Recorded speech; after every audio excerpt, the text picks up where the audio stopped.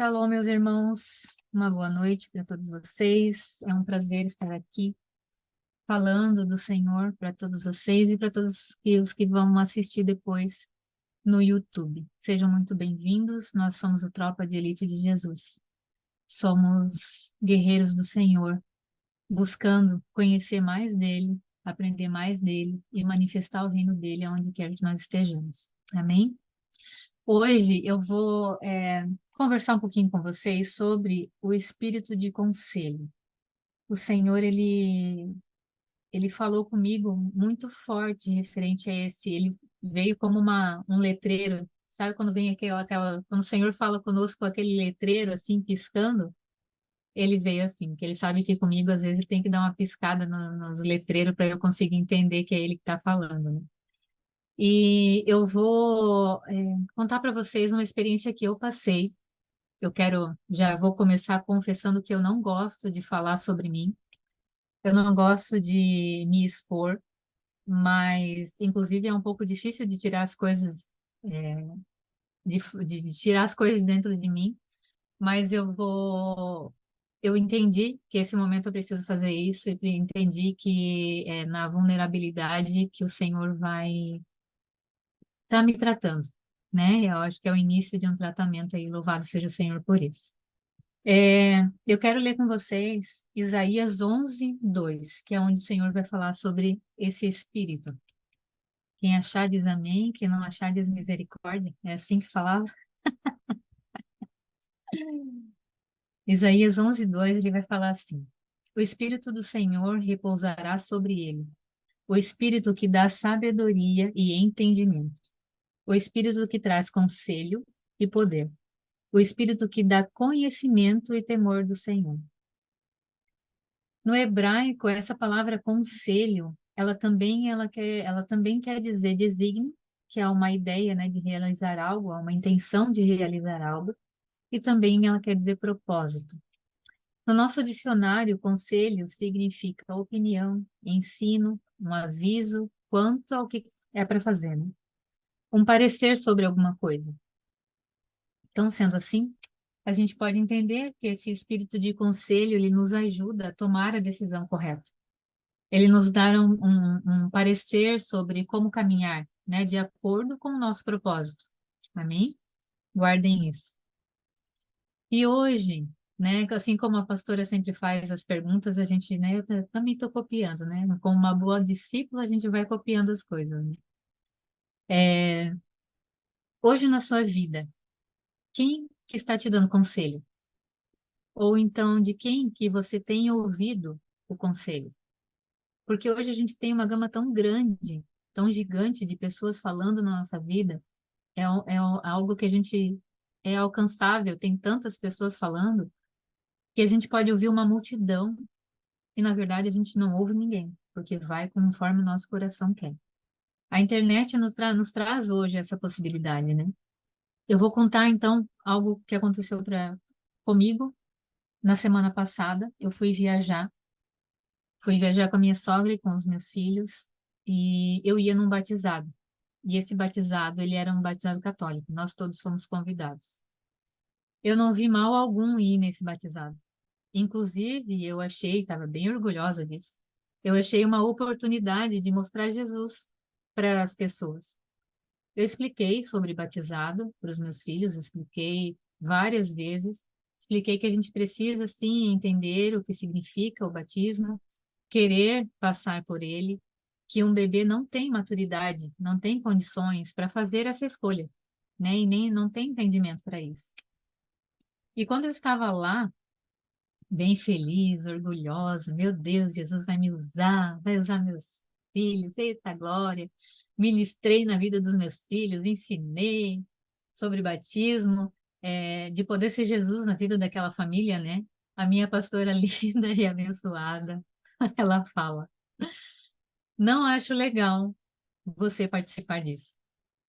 Gente, murchei na hora. Com certeza, eu dei uma retrucada básica para ela, mas ela me explicou.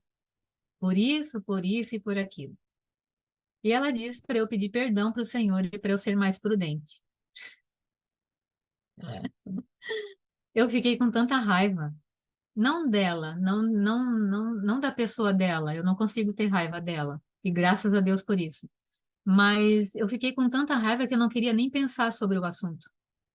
Sabe assim, quando você quer que passa um delete, assim, tu não quer pensar sobre aquilo ali, que não quer resolver aquilo ali? Mas é claro que eu não consegui fazer isso, e eu fiquei matutando sobre aquilo. E passou muita coisa na minha cabeça. Eu pensei, meu Deus, pedir perdão. Eu ia ser instrumento do Senhor lá? Como assim, gente?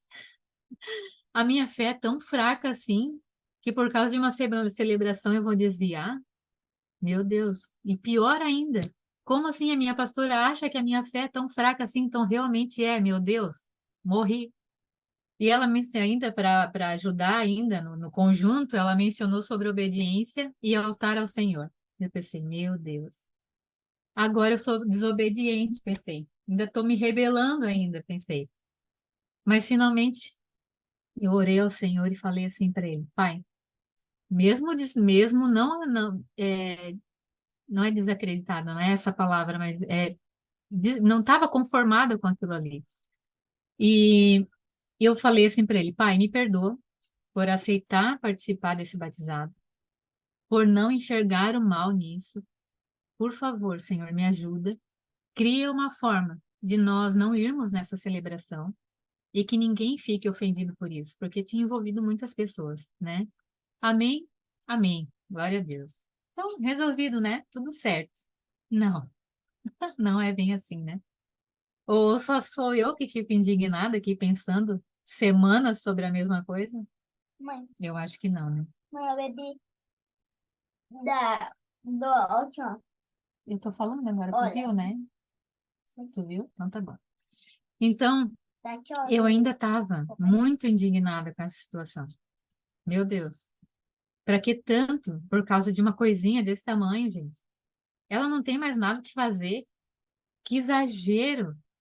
Agora eu tenho que ficar escondida dentro de casa. Como é que as pessoas vão ver Jesus através da minha vida? Muita coisa, gente, passa na cabeça da gente. E muita coisa passou na minha cabeça. Quando a gente está contrariada, vocês sabem muito bem o que eu estou falando. Muito bem como funciona. E, sinceramente, eu, nesse momento, eu penso que é muito preocupante para nós, como crentes.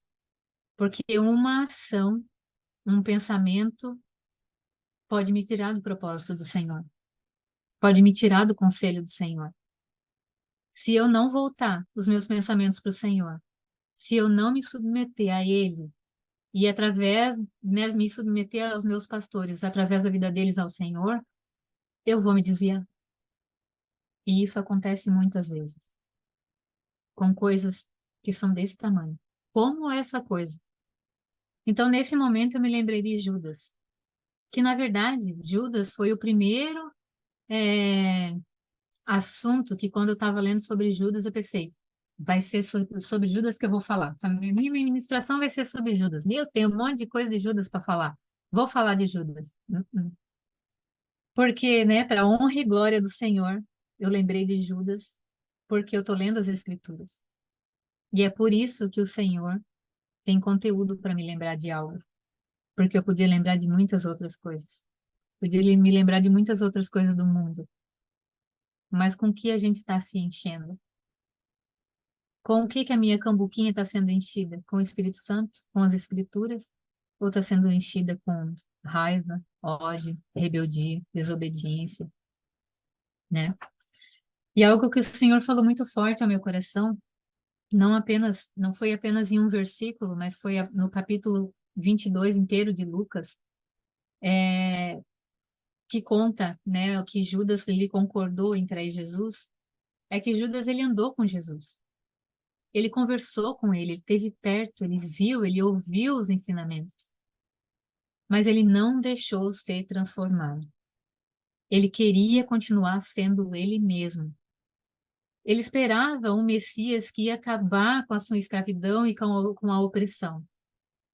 Porém, ele mesmo, mesmo com o Messias ao seu lado, não foi suficiente. Ele não conseguiu se libertar da ganância, Ele não conseguiu se libertar da escravidão do dinheiro, do caráter corrompido, de achar ser tão normal roubar e enganar os outros, que ele quis enganar o próprio Deus. E isso realmente é de se pensar. Quantos de nós a gente vive ainda os mesmos padrões de comportamento? O mesmo ciclo vicioso. As mesmas ofensas nos ofendem. Muitas vezes, tudo muda, mas ainda acabam morrendo na praia. Que praga essa praia. Até a praia ela pode ser diferente, mas ela ainda continua sendo a praia. Quantos de nós estamos ouvindo aqui no Tropa, no YouTube, no Instagram, no TikTok, no templo dos pastores, a rodo que tem por aí, falando e falando, como diz os gaúchos que falam, trovando e trovando, e entra por aqui e parece que não chega nem a atravessar, ele sai pelo mesmo lugar onde ele entrou. O mesmo conselho que foi dado. Quantos de nós ouvimos 1.000 pessoas falando que é fundamental ler as Escrituras? E quem está lendo? O pastor Rony falou acho que semana passada, umas semanas atrás, ele disse que ler as Escrituras é muito pouco, que a gente deve estudar as Escrituras. Já passou o tempo, eu já falei isso aqui, já passou o tempo da Bíblia ficar aberta no Salmo 91. O Senhor, Ele quer mais de nós. Ele quer mais para nós. Ele quer que a gente conheça dele, prove dele. E as Escrituras, elas nos oportunizam isso. Quantos de nós sabemos que a nossa expectativa ela deve estar no Senhor? Os meus olhos, eles devem estar no alvo. A gente às vezes fala, bate no peito, meus olhos estão no Senhor. Mas a gente vive distraído, caindo nas ofensas. O pior, na mesma ofensa, repetidas vezes a gente cai. Na raiva, na rejeição, no vitimismo, na dor, na agenda do dia a dia. Quantos de nós achamos que o culpado é o outro e a gente não enxerga a trave que está nos nossos olhos? Quantos de nós não se arrependemos porque acha que é santo demais? Eu tenho tantas coisas para falar, tenho tantos exemplos para citar de mim mesmo. Tantas coisas que em mim e que em você ainda não foram transformadas. Porque você e eu não deixou ser transformado. Senhor Jesus, ele é bastante paciente. Mas será que você é paciente? Quero fazer uma oração nesse momento. Senhor Jesus, eu te peço, Pai. Primeiro, Senhor, eu quero te agradecer. Te agradecer, Senhor, pela tua paciência, pela tua longanimidade comigo, com as minhas irmãs, com os meus irmãos, Senhor, dessa reunião. Pai, por favor, nos ajuda. Nos ajuda a enxergar quem somos. Gera, Senhor, um arrependimento genuíno em nós, Pai. E que a gente não faça novamente aquilo que fere o teu coração, aquilo que fere a tua santidade, Senhor. Aquilo que faz com que nós saímos do caminho, Senhor, aquilo que desonra, Senhor, a Ti. Por favor, Senhor, transforma o nosso coração. Senhor, se for necessário dar um batismo de fogo, transforma o nosso caráter, Senhor. Como o caráter de Cristo, Pai, nós precisamos de Ti. Mesmo que a gente ache que não precise, a gente precisa de Ti, Senhor. Por favor, Pai, por favor, nos ajude. Amém. Então, minhas irmãs e meus irmãos, voltando à minha indignação de achar que eu estou certa sempre, o Senhor, Ele foi me acalmando. Acalmando o meu coração e os meus pensamentos. E então eu comecei a me fazer aquelas perguntas lá do começo. E elas me fizeram analisar quem que eu tenho escutado. Quem que tem falado na minha vida? Quais são os conselhos que eu tenho deixado entrar no meu coração? E aqui eu quero que vocês prestem muito atenção no que eu vou falar.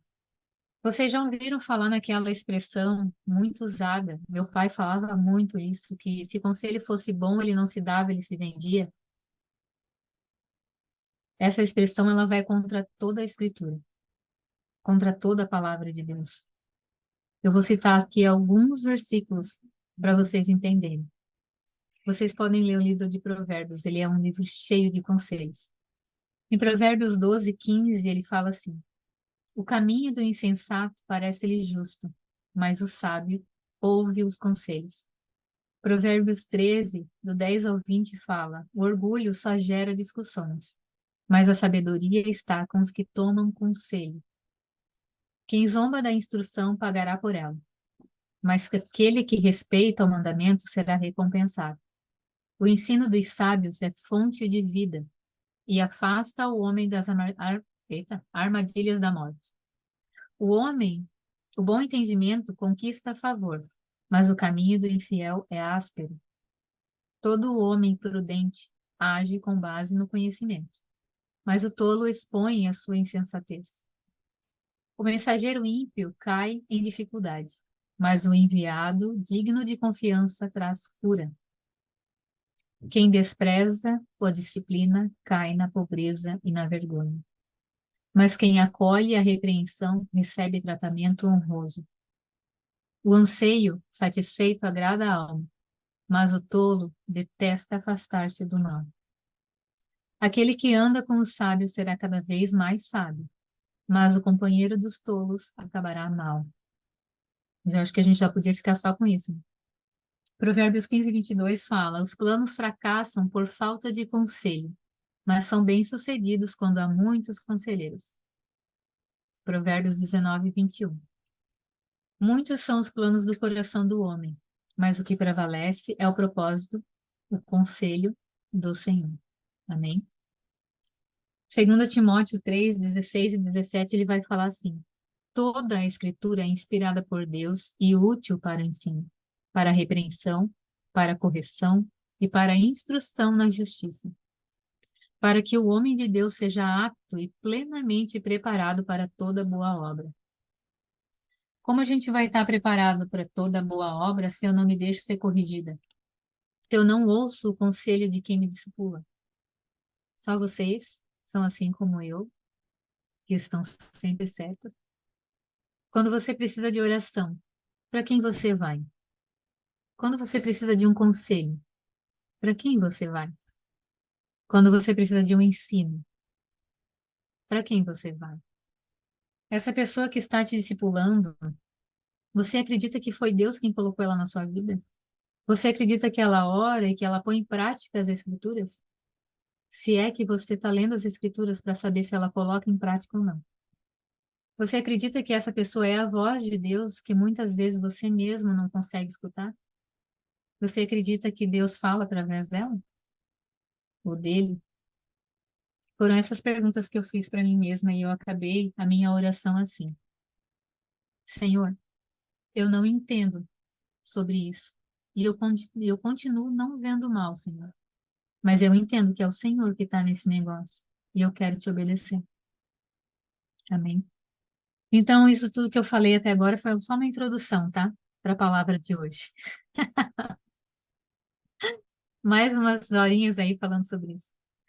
Em Lucas 23, 5, fala assim, ó: mas eles insistiam. Ele provoca revoltas em toda a Judéia com seus ensinamentos, começando pela Galiléia e agora aqui em Jerusalém. Começando pela Galiléia e agora aqui em Joinville, aqui em Itajaí, aqui em São Paulo, aqui no Rio Grande do Sul, aqui no Rio de Janeiro.